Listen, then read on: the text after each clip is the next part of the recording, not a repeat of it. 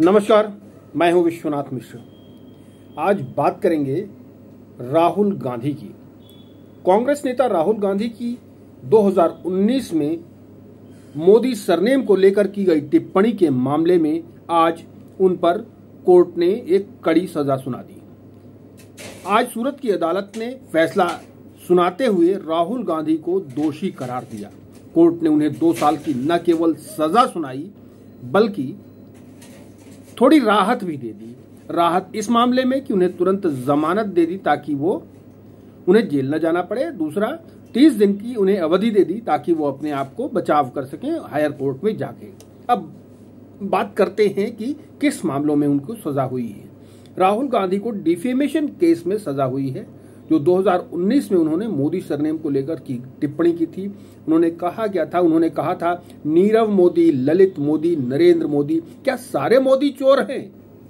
Rafale मुद्दे को लेकर प्रधानमंत्री मोदी पर उनका एक कटाक्ष था, लेकिन इस मामले को लेकर, उनके इस बयान को लेकर बीजेपी के एक गुजरात के नेता पूर्णेंदु मोदी ने, क्षमा कीजिएगा, बिहार के पूर्णेंदु मोदी ने एक शिकायत दर्ज कराई, जिस पर मुकदमा दर्ज हुआ और उसकी सुनवाई चली। सुनवाई में सभी जो आरोपी हैं उनका भी, आरोपी का भी बयान हुआ और जो गवाह थे उनका भी बयान हुआ। पूरी प्रोसीडिंग्स हुई।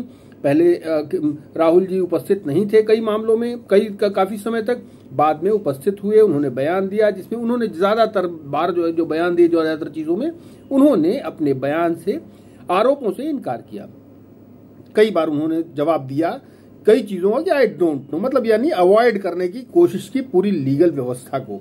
इसका प्रतिफल क्या हुआ? प्रतिफल ये हुआ कि उन्हें मुकदमा उनके खिलाफ चला गया। दरअसल उन्हें शायद इस बात की जानकारी नहीं दिया, उनके वकीलों को इस बात का अंदेशा नहीं था कि representation of people's act says कहता क्या है कि 2 साल या उससे ज्यादा की अगर सजा किसी भी मुकदमे में हुई तो सेंटेंस की घोषणा के साथ ही व्यक्ति की सदस्यता या सदस्य, चाहे वो संसद की सदस्यता हो या विधानसभा की हो, विधान परिषद की हो या राज्यसभा की सदस्यता हो, वो तत्काल चली जाती है। अब इसके रेफरेंस में हम आपको एक चर्चा सुना देते हैं कि इसमें उन्होंने क्या गलती की थी। ये इसमें इनका रोल भी है कि अगर उनकी सदस्यता जाती है तो इसमें राहुल गांधी का बड़ा रोल होगा।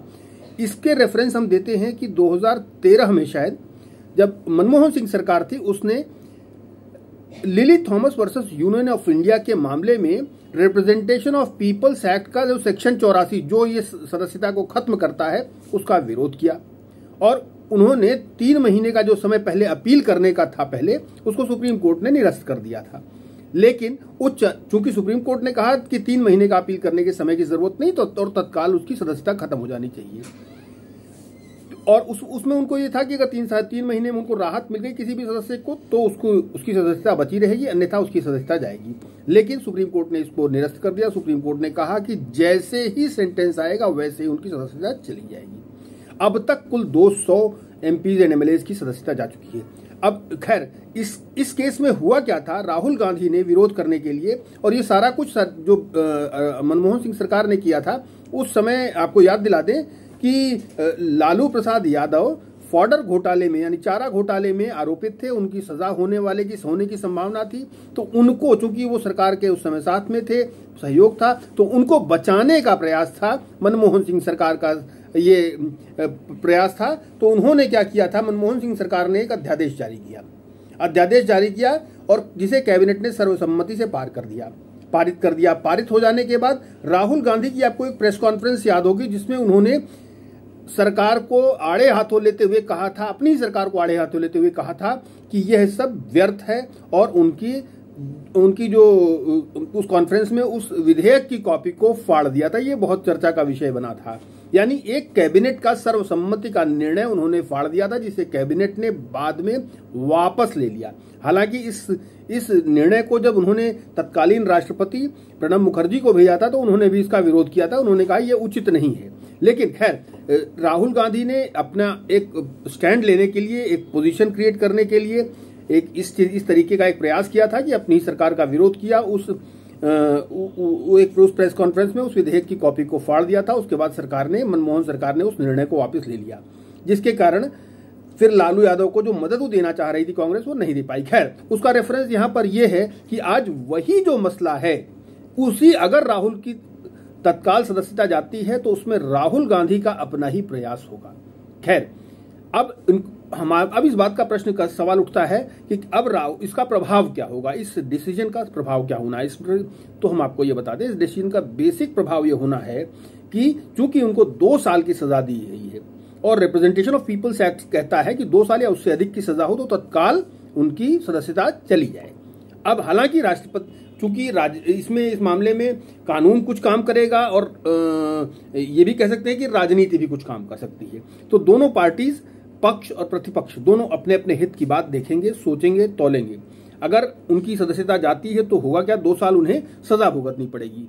सदस्यता किस बहुत बड़ा सवाल है। हालांकि वो हाई कोर्ट जा सकते हैं, सुप्रीम कोर्ट जा सकते हैं, क्योंकि भाई उनके पास एक पूरा इकोसिस्टम है, चीजें व्यवस्थित हैं। और शायद अभिषेक मनु सिंघवी ने भी कहा कि आने दीजिए, हम उच्च स्तर पर उनका बचाव करेंगे, तो उनका कॉन्फिडेंस लेवल बहुत अच्छा था। ऐसा है भी, भाई कांग्रेस के 2 बड़े वकील हैं जो जब चाहे सुप्रीम कोर्ट में खड़े होकर के अपने मनमाफिक डिसीजन जब चाहे सुप्रीम कोर्ट में खड़े हो जाते हैं और अक्सर उनको फेवरेबल डिसीजन मिल जाता है। कम से कम सुप्रीम कोर्ट तत्काल सुनता तो है ही उनकी बात, ये बात सही है। तो इस बात की उनको हो सकता है आशा हो कि तत्काल वो राहुल को रिलीफ दिला देंगे। खैर, राहुल को रिलीफ अगर मिल जाती है तो अलग विषय है, अगर नहीं मिलती है तो क्या होगा। अगर मिल जाती है तो भी इस बात पर प्रश्न चिन्ह अभी भी है कि क्या अभी तत्काल इस सेंटेंस के साथ ही राहुल की जो सदस्यता जाएगी या नहीं जाएगी, अभी भी इस पर दुविधा है। और अगर सुप्रीम कोर्ट या हायर कोर्ट से भी उनका ये सजा बरकरार रहती है तो उनके केस में क्या होगा, ये बहुत बड़ा सवाल है। उसमें एक बहुत बड़ा प्रश्न जरूर उठता है कि 2 साल की सजा है तो इसे आप यूं कह सकते हैं कि उनका राजनीति से संन्यास हो सकता है। क्यों? क्योंकि 52 वर्ष के राहुल गांधी हैं, 2 साल की सजा 54 और 6 साल उसके बाद वो चुनाव नहीं लड़ सकेंगे, यानी 60 साल के हो जाएंगे जब तक वो चुनाव से बाहर रहेंगे, राजनीतिक व्यवस्था से बाहर रहेंगे। यानी उनके जब वो वापस आएंगे राजनीतिक सिस्टम में तो शायद उनके रिवाइवल के चांसेस नहीं होंगे, पता नहीं कितना पानी नदी में बह गया होगा। अब बहुत बड़ा सवाल है कि क्या उनको रिलीफ दे पाएंगे, जैसा अभिषेक मनु सिंघवी ने कहा। अब हालांकि कांग्रेस का एक इकोसिस्टम है, उनको एहसास है कि लगता है कि भाई हम तो सुपर, और गांधी परिवार है तो भाई सुपर परिवार है, तो इसलिए एक स्पेशल इकोसिस्टम तो है ही उनका, और उनको लगता है कि स्पेशल ये सेंस ऑफ एंटाइटलमेंट है। ऐसा गांधी परिवार को या लोगों को भी लगता है, पर कांग्रेस को लगता है कि इनका ये परिवार कानून से ऊपर है।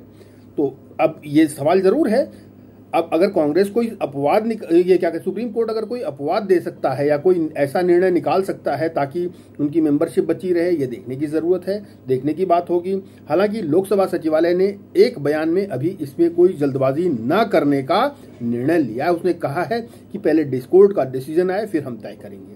यानी सुप्रीम सचिवालय जो है उसने कोई अभी जल्दबाजी नहीं दिखाने का भी मन बना लिया है, और इसलिए यह मामला कानूनी से ज्यादा राजनीतिक है। ये मैं ऐसा इसलिए कह रहा हूं क्योंकि इसके रिपरकशंस 2024 के लोकसभा चुनाव में देखकर सत्ता पक्ष और प्रतिपक्ष दोनों निर्णय लेंगे।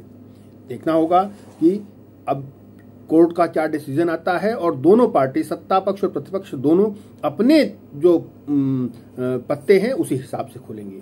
आज के लिए इतना ही, दीजिए इजाजत, नमस्कार।